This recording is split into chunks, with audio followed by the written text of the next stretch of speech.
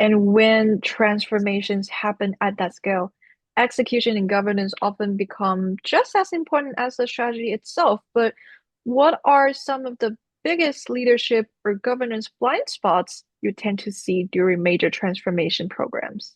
You have to have people with the right seat at the table. For my colleagues, professionals, and my clients who are in banking, this term is not going to be something new. Let's use an example of a new products committee. Banks innovate, they come up with new products, whether it's in the investment bank, whether it's in the commercial bank, whether it's in the retail bank, they always come up with new products to serve what their clients and customers are looking for. When they do that, you have a team that manufactures the product, you have a team that does pricing, you have a team that does some level of strategy of how this product is going to be adopted, how this product is going to be priced, how this product will be rolled out, and what the impact on P&L is, hopefully upwards, right? Mhm. Hopefully up on the P side and hopefully down on the L side. You also have technology on the table because technology is the only mechanism where you launch products at scale. You will also have operations at the table because you will need people to manage the product, right? Internally. All of these people constitute a new products committee. Now, to use your question as my second example, which is how do you, in the new world of AI, how do you introduce governance as these AI applications are getting rolled out? Not that much different, right? The same people, the same constituents that I described to you as being involved still need to be involved. Mhm. So my advice to clients is humans are not going away. AI is here to stay, yes. It is just another way of working.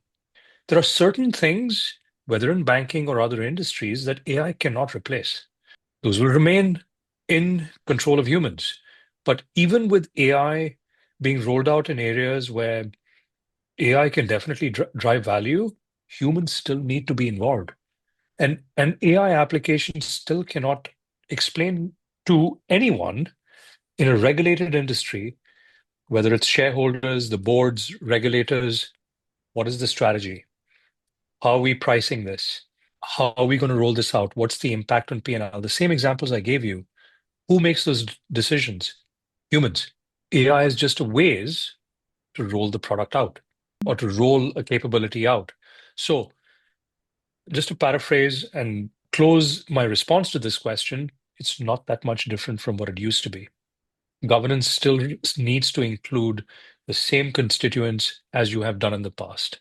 It's just that the AI applications is something new, but that doesn't mean that the governance needs to change. It needs to remain the same. Now, I'll add one thing to it, that governance body still needs to have people who understand AI and who are in line with what the art of the possible is. Because to have that capability within governance bodies is exceptionally powerful. And as these transformation efforts become more complex, it also seems like expectations from boards and stakeholders are evolving quite rapidly. How are board expectations evolving around resilience and stakeholder accountability? So you use a hot term, which is resilience. I think the boards, if I look at, and I don't make a distinction between the C-suite and the boards, they're definitely bullish on the art of the possible.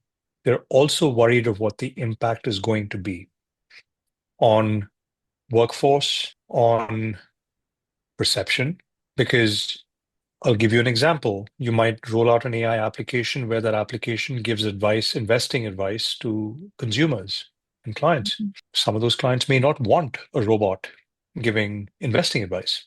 Suites and boards have a natural tendency to be worried that if we do this, what's the perception? There's also a concern of what is the perception with regulators. I mean, this is not new. Regulators are still coming up to speed on how to regulate AI. Industry is moving really fast.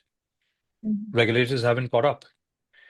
If regulators haven't caught up, risk and regulatory organizations within banks also need to step up, but they don't know what the regulatory expectations are. All of this in boards' minds is top of mind. How do you balance all these priorities? And some of them are competing.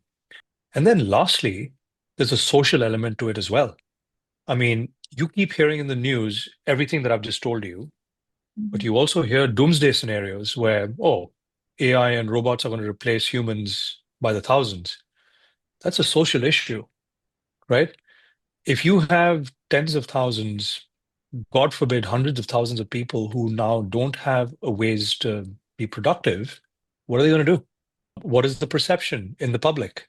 What is the social impact of something like this happening? Will they blame the companies that, you know, didn't give, laid them off? All of these issues are very valid issues for boards to think of. And I don't think anyone has the answers yet. If you had asked me for my personal and professional advice, all the constituents that I described to you just need to move at rapid speed because this technology is moving at rapid speed. That's why I told you at the onset of our interview, the Mhm. responses that I give to you today may be different from my responses to you 6 months from now.